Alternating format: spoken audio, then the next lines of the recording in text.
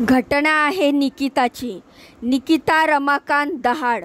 तिचं नाव जरी उच्चारलं की डोळ्यासमोर येतो तो एक नितळ चेहरा, स्वच्छ कपडे, गोंडस चेहरा, पण कायम एका विचारात गुंतलेली. नजर ती फार बोलकी नव्हती, पण डोळ्यात सगळं स्पष्ट दिसायचं. लहानपणापासूनच ढापेवाडा गावात आजोबांसोबत वाढलेली. 7 वर्षाची असताना तिचे वडील रमाकांत यांचं अपघाती निधन झालं होतं. ती आई आणि मुलगी नागपूरमध्येच राहत होते, पण निकिता ती आजोबांच्या हातातच राहिली. त्या माणसात तिला बापही दिसायचा, गुरु आणि जीवाभावाचा मित्रसुद्धा. निकिता फार हुशार होती. गावातल्या शाळेत पहिलीपासून शेवटपर्यंत तिचं नाव पहिल्या क्रमांकावरच झळकायचं. तिचं स्वप्न होतं शिकून स्वतःच्या पायावर उभं राहायचं. MSc पूर्ण करून ती नुकतीच एका खाजगी कंपनीत नोकरी मिळवली होती, पण तिच्या मनातली एक गोष्ट ती लपवायची. तिला आतलं दुःख जे मनात होतं ते सांगता येत नव्हतं, ते ती लिहून ठेवायची. रोज रात्री अगदी नियमितपणे तिची पर्सनल डायरी तिची सखी होती आणि त्या पानात तिचं खरं रूप ती उतरवायची. विचार, भावना, राग, घुसमट, न बोललेली माया आणि कधीकधी तुटलेलं स्वप्न. काही महिन्यापूर्वी काका रत्नाकर दहाड यांनी निकिताला नागपूरला बोलवलं, कारण त्यांच्या मुलीची एक महत्त्वाची शस्त्रक्रिया होणार होती. थोडे दिवस मदतीसाठी ये असं त्यांनी आग्रहाने तिला बोलवलं होतं. आजोबांनीही तिला जाण्यासाठी सांगितलं, पण तिने ती मदत मागवलेली नव्हती. ती एक प्रकारची मुलीच्या रूपात नोकर मिळवण्याची योजना होती. त्या दिवसामध्ये निकिता अक्षरशः एखाद्या नोकराणीसारखी काम करत होती. उठल्यापासून रात्री झोपेपर्यंत तिच्यावर कामाचा डोंगर होता. तक्रारींना 24 एप्रिल रोजी काका सर्वात जास्त वेदना असताना त्यांनी तिच्या अनुपस्थितीमध्ये तिची पर्सनल डायरी उघडली. नकळत कपाट उघडून त्यांनी तिच्या मनाच्या त्या पानावर नजर टाकली. काकू मंगला हिनं काही पानं उघडली आणि त्यातील ओळी वाचून तिच्या चेहऱ्यावर संताप उमटला. एका पानावर लिहिलं होतं, माझ्या आयुष्यातील सर्वात विषारी स्त्री माझी काकू. पानावर she is the devil of the family, she uses people emotionally and mentally breaks them. ते वाचल्यावर काकूचा तिळपापड झाला. तिने त्या पानांचे फोटो काढून तिच्या बहिणीकडे पाठवले.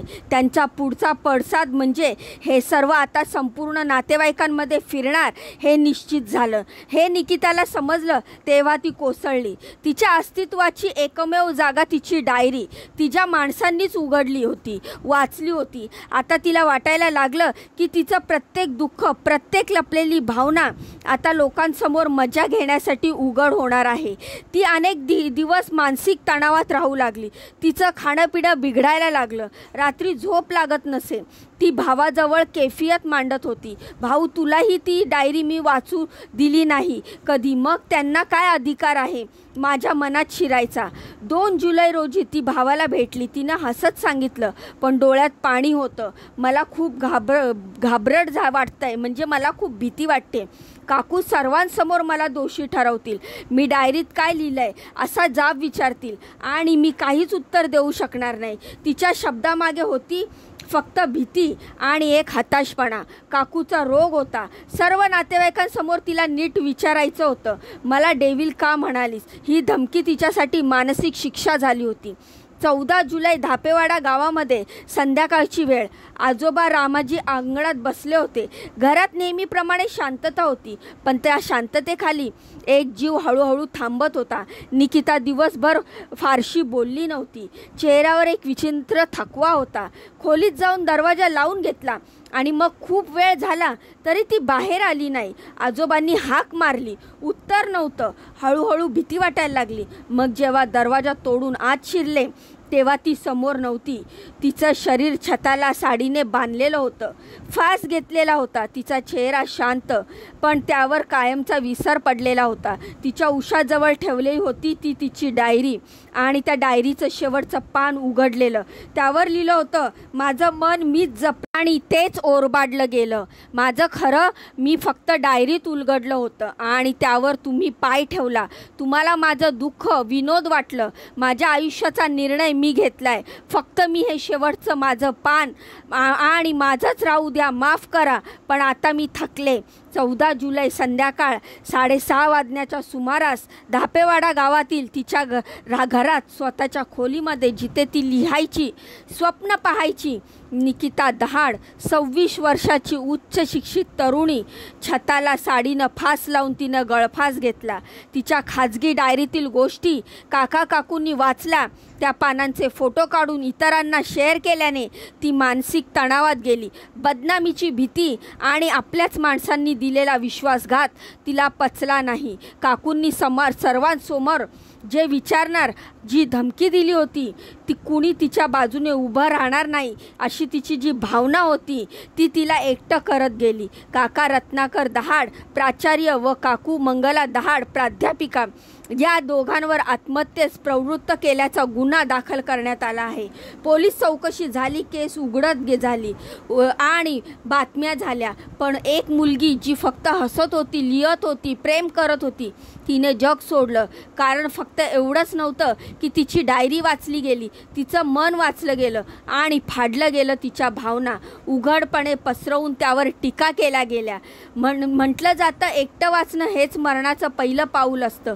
निकिता तिकडेच अडकली. आज तिच्या खोलीत तो फाटका कागद अजूनही आहे आणि त्यावर पेनाने लिहिलेलं, मी फक्त ऐकवलं नाही म्हणून दोषी ठरलो का?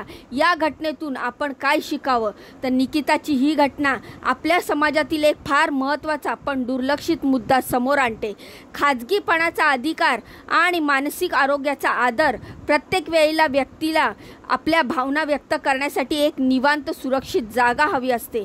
काही लोकांसाठी ती जागा एखादी डायरी असते, पण जेव्हा त्या जागेतही हस्तक्षेप होतो तेव्हा मनाचा टोल घासळतो. या घटनेतून आपल्याला शिकवण मिळते की कुणाचंही मन वाचणं म्हणजे केवळ पान चाललं असं नसतं, ते एक नाजूक अस्तित्व फोडणं असतं. आपल्याला वाटतं की आपण एखाद्यावर हसतोय, टीका करतोय, ते मजेत, पण त्या व्यक्तीवर, तिच्या मनावर ते कसं उमटतंय हे जाणणं फार गरजेचं आहे. मनाचा ताण, एकटेपणाची जाणीव आणि जवळच्यांकडून मिळणारा अपमान हे मृत्यूकडे नेतात आणि अनेक वेळा आत्महत्या करणाऱ्याला मरण नको असतं, फक्त तो त्या दुःखापासून सुटका शोधत असतो. या घटनेतून आपण हेही शिकतो की कधीकधी प्रेमाने ऐकणं, समजून घेणं आणि थोडं समर्थन देणं एखाद्याचं आयुष्य वाचवू शकतं.